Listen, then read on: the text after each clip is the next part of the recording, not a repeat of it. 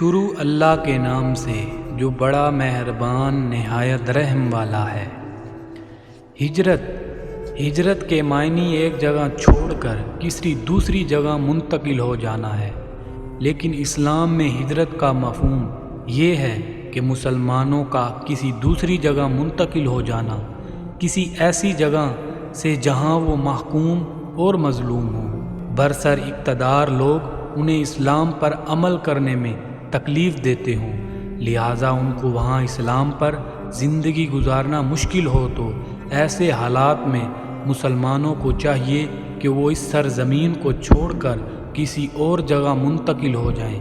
البتہ اگر ان کے پاس ہجرت کے وسائل نہ ہو یا کسی اور مجبوری کی وجہ سے ہجرت نہ کر سکتے ہوں تو اس بات کا امکان ہے کہ اللہ تعالیٰ انہیں معاف فرما دے۔ چنانچہ ارشاد ہے، ترجمہ: جو لوگ اپنی جانوں پر ظلم کرتے ہیں، جب فرشتے ان کی جان قبض کرنے لگتے ہیں تو ان سے پوچھتے ہیں کہ تم کس حال میں تھے؟ وہ کہتے ہیں کہ ہم ملک میں عاجز اور ناتواں تھے۔ فرشتے کہتے ہیں کہ اللہ کا ملک فراخ نہیں تھا کہ تم اس میں ہجرت کر جاتے۔ ایسے لوگوں کا ٹھکانہ دوزخ ہے اور وہ بری جگہ ہے۔ ہاں، جو مرد اور عورتیں اور بچے بے بس ہیں کہ نہ کوئی چارہ کر سکتے ہیں اور نہ رستہ جانتے ہیں، قریب ہے کہ اللہ ایسوں کو معاف کر دے، اور اللہ معاف کرنے والا اور بخشنے والا ہے۔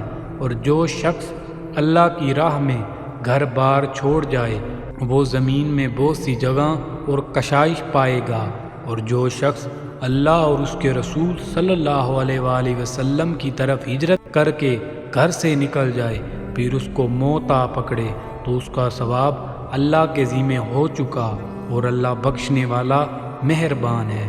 ان آیات سے یہ معلوم ہوا کہ ہجرت کے نتیجے میں ایک مسلمان کو دنیا میں بھی فائدہ ہے اور آخرت میں بھی، جیسا کہ ایک دوسری جگہ ارشاد ہے۔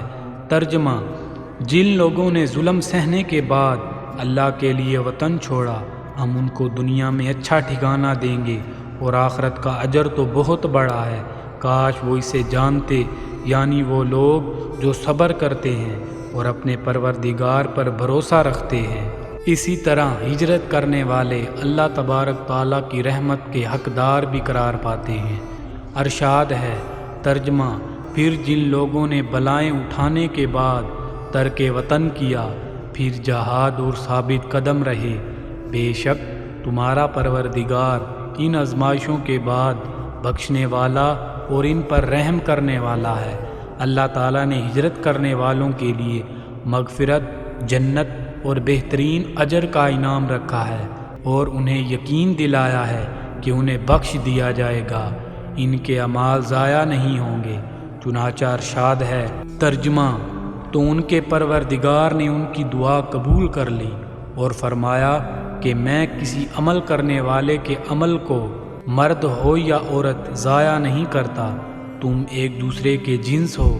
تو جو لوگ میرے لیے وطن چھوڑ گئے، ہجرت کر گئے اور اپنے گھروں سے نکالے گئے اور ستائے گئے اور لڑے اور قتل کیے گئے، ان کے گناہ دور کر دوں گا اور ان کو بہشتوں میں داخل کر دوں گا جن کے نیچے نہریں بہہ رہی ہیں۔